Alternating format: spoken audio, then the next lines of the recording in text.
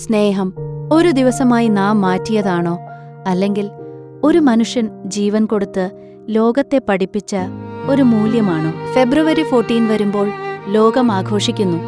പക്ഷേ ആ ആഘോഷത്തിന് പിന്നിലെ കഥ എത്ര പേർ ഓർക്കുന്നു?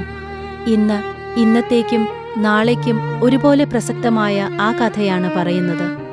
വാലന്റൈൻ ആരായിരുന്നു? 3-ാം നൂറ്റാണ്ടിലെ റോമിൽ വാലന്റൈൻ എന്നൊരു മനുഷ്യൻ ജീവിച്ചിരുന്നു. അദ്ദേഹം രാജാവായിരുന്നില്ല, പക്ഷേ സ്നേഹത്തെ നിയമങ്ങളെക്കാൾ മുകളിലാക്കി കണ്ട മനുഷ്യനായിരുന്നു. അന്ന് പ്രണയവും വിവാഹവും നിയമങ്ങളാൽ തടയപ്പെട്ടിരുന്നു. എന്നാൽ വാലന്റൈൻ വിശ്വസിച്ചു, സ്നേഹം തടയപ്പെടേണ്ട കുറ്റമല്ല. അതുകൊണ്ട് ഭയത്തെ മറികടന്ന് അദ്ദേഹം പ്രണയിക്കുന്ന ഹൃദയങ്ങളെ രഹസ്യമായി ഒന്നിപ്പിച്ചു. എന്തിനാണ് ലോകം വാലന്റൈൻസ് ഡേ ആഘോഷിക്കുന്നത്? ഈ സ്നേഹപ്രവൃത്തി അദ്ദേഹത്തെ തടവിലാക്കി. ഫെബ്രുവരി 14 ഒരു തീയതി മാത്രം ആയിരുന്നില്ല അത്.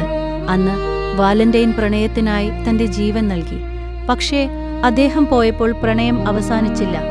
അത് കാലങ്ങളിലൂടെ മുഴങ്ങുന്ന ഒരു സന്ദേശമായി മാറി. അതുകൊണ്ടാണ് ഈ ദിവസം വാലന്റൈൻസ് ഡേ ആയി ലോകം ഓർക്കുന്നത്. പ്രണയത്തെക്കുറിച്ച് വാലന്റൈൻ്റെ സന്ദേശം. ഇന്നും നാളെയും വാലന്റൈൻ പഠിപ്പിച്ച പ്രണയം പൂക്കളിലോ ഗിഫ്റ്റുകളിലോ ഒതുങ്ങുന്നതല്ല. അത് ഒരുമിച്ച് നിൽക്കലാണ്, കൈവിടാതെ പിടിച്ചു നിൽക്കലാണ്. ഇന്നത്തെ തലമുറയ്ക്കും വരാനിരിക്കുന്ന തലമുറയ്ക്കും അദ്ദേഹം പറഞ്ഞ സന്ദേശം ഒന്നു മാത്രം: സ്നേഹം ഉപയോഗിക്കാനുള്ളതല്ല, സംരക്ഷിക്കാൻ ഉള്ളതാണ്.